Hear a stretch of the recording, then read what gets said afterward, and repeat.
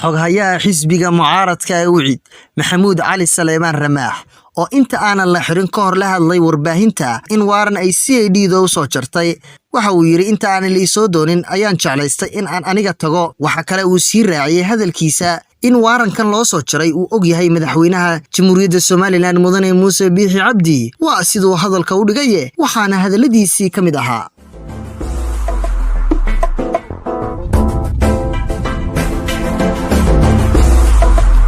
صاحب يعلمك كان صوغ علي صعد بانهاي وحينو جرتا 100 talaabo xaruntii CID-da waana inuu tagi doonaa waxaan diiday in la igu soo diro gurigeyga askar iyo la ilaado meel laga soo qabto haddaan tagaynaa xaaladda wixii jiraan xaaladdu waa mid xaqiiqo aan ka hadlayaa saaka isaga cadeeyay madaxweynuhu inuu waarakaasi jiro maaha anigana de way soo sheegeen hadduu xafiisku kuugu yeelo si sharciyana inaad timaado waa waajib mala qaar hore arkeenoo ka yara baqaa marka waaran iyo wax la soo qaadee dalku sharci buu leeyahay ninna looga tagi maayo maalin baa waxa lagu yiri in cigaalo xamar ku sii socda lagu xidhayaa maxaad ka doonaysaa wuxuu yiri dalka looga tagi maayo maxamed siyaad bare looga tagi maayo waan leenahay Muuse Biixi hanjabaadiisa uga tagi mayno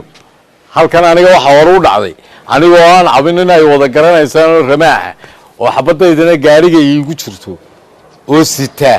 ayaa walaalkii iigu hanjabay xabad baan kugu dhufanay laakiin waxba lama soo bixin hore uma sheegin waxaan u rag baana marxaatiyaal ka ahaa waxaan u qarinay deena yaroo walaalkii soo diray ayuun baan u arkay sidii caadada u ahaan jirtay waxa dhacday halkaas suuqa gargaar mafrishkayga halkaan ku leenahay in lay dhigay qori iyo inaan askari ah oo meeshu ka tirsanayeen la yaqaano runtii rag badan baa ogaa odayaal badan baa ka howlgalay faafinin balay way jirtaa aga jugleyn iyo hanjabaad fara badan iyo maxaad ku leedahay dawladdeeda inama yaryar oo imika la soo baxay oo edab daran waa kuwan maalintii hore sheegay aan naaskii hooyadood ayaa qoyan tan wixii loo soo looga tagi maayo xukun kasto xun looga tagi maayo dalka la badbaadinaya xaq baan u leeyahay inaan sheego wixii qaldan haddaan idhi baashe wuxuu leeyahay xidhiid markuu inamada lahaa taga muxuu jeeday warno umadu ha ka garnaqdo dulmiga imika anaga la isleeyay xusbiyada ku cadaadiya shicibkana wuu haystaa waa ka baloodhadooda lagu qabsanay waa ka lagu haysto muxuu hebel sidaasi u yiri muxuu hebel dawladda u soo hadal qaaday waa dawladdeeniye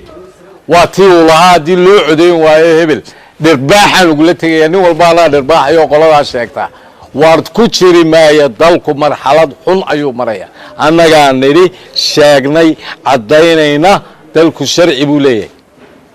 looga tagi maayo koox yar oo aan cidna ahayn oo argoosiya looga tagi maayo waa ogeydeen inta mas'uul ee ku tilmaamtay xukunka maanta jira in kastoo anagu iraado de qudbadiisii bay inoo dhameeyay oo maalintii ugu horeysay markuu yiri fartayda eedaye bay doonan nin waliba hafisho dukaan la xidho nin la iska xidho mid suuqa xabad lagu dhufto mid lagu bureeyo intuba way imanayaan laakiin guushu wuxuu bay raacaysaa xaqu dirarku bay raacaysaa nin la lagaga adkaado adeer maxamed siyaad barraa cidna waxba kaga qaadi waay inay baa waxba kaga qaadi waay waxay maanta u egtahay xukuumadda taagani xukuumadii inay bay u egtahay inay bay u egtahay hadii intaan la jaraayo xaqiiqadaanu sheegaynaa lacagtii dekadu miisaaniyadda kuma jirto saacado cadde waa ilmaadeer baa qaadleeyeen oo waa reer hebel war dadka raacinin umadu way aragtaa waxa meesha ka taagan umadu way aragtaa inay raabeen hadlaysay ayaan aad runtii u la yaabay wada dadku samaysanay waa reer mudada galiya qofku markuu qalad kasto oo dhan soo dhameeyo reerka la sheegaya baanu nahay kuma raacsanin wadadii baanu leenahay waxay noqonaysaa dhaamkii Maxamuud Xaashi 16 milyan galay waxa tan lagaga si khasaaro badan baabuur kasto oo mara maanta 70 kilomitir baa la qaaday waxay ahayd marka 5 kilomitir la qaadaba in shan la inoo dhigo teeni hore waa la baabiyay wadaanu waa hal laga daayo dalka sidan oo wixii hal la qabto miyaanu qaldanahay waxaad horu sheegnay gawaadhidii dawladda ee dawladda hoose Hargeysa wada arkaysaan godadkeeda iyo boholaha magaaladii ka dhex dilaacay in shirkadda laga kareeyay ilaa naxariistayda cigaal wuxuu ka dagaalamay ku eriyay Maxamed Xuseen in loo odhan jiray oo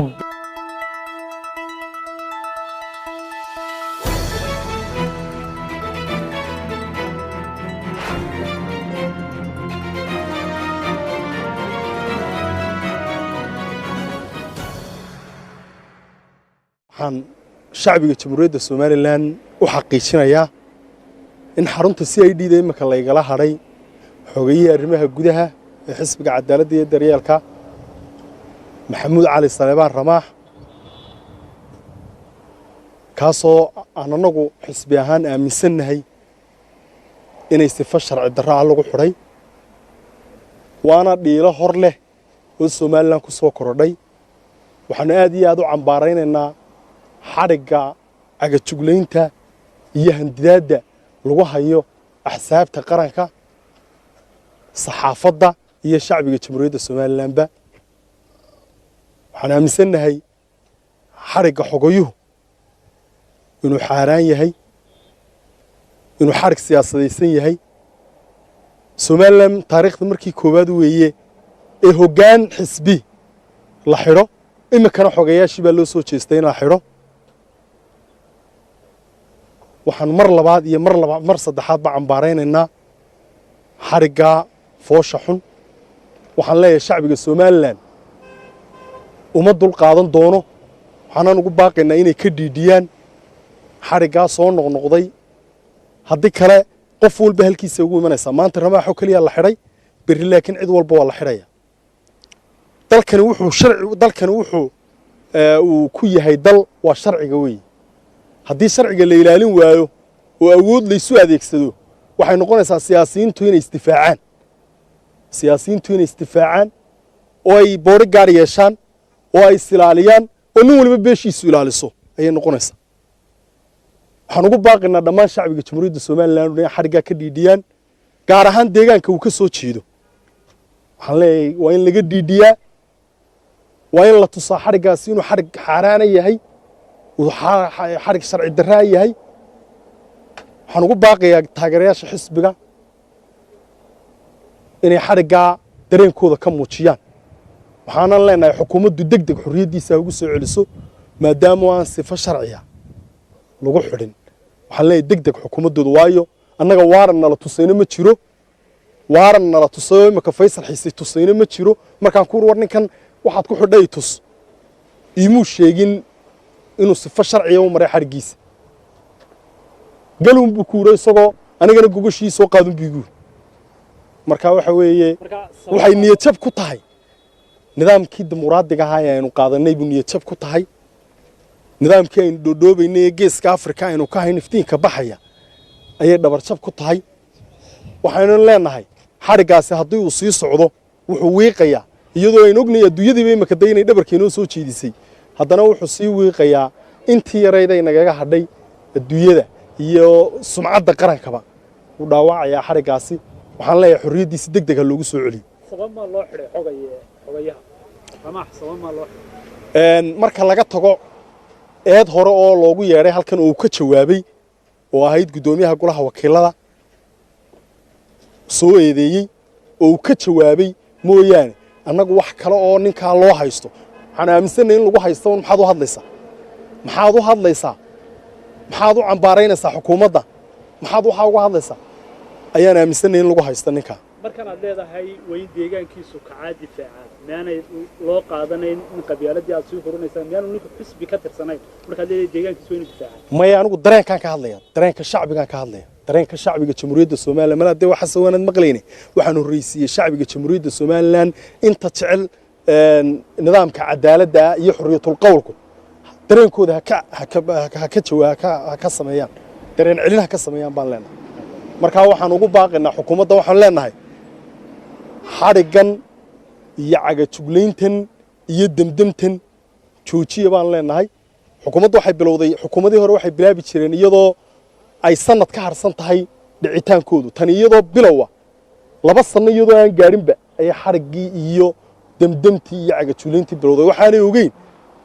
in shacbigan uu yahay shacbigii dawladdii aad ogeyd ee geeska Afrika awoodda lahayd kala tuuray inuu yahay ayaanay xukuumaddu iyagaabay hayaan kuwii imika kuwan dalka haystaa kuwii hadday cadaalad darrada iyagu ay ka dagaalameen imika iyagu ku dhaqmaan cadaalad darradu muuse yiri duurkan ka gala hadduu maanta isagu sameeyo de waxa weeye waan ka kicisanay un bay noqonaysaa siyaad barreena cayb kale waan ka kicisanay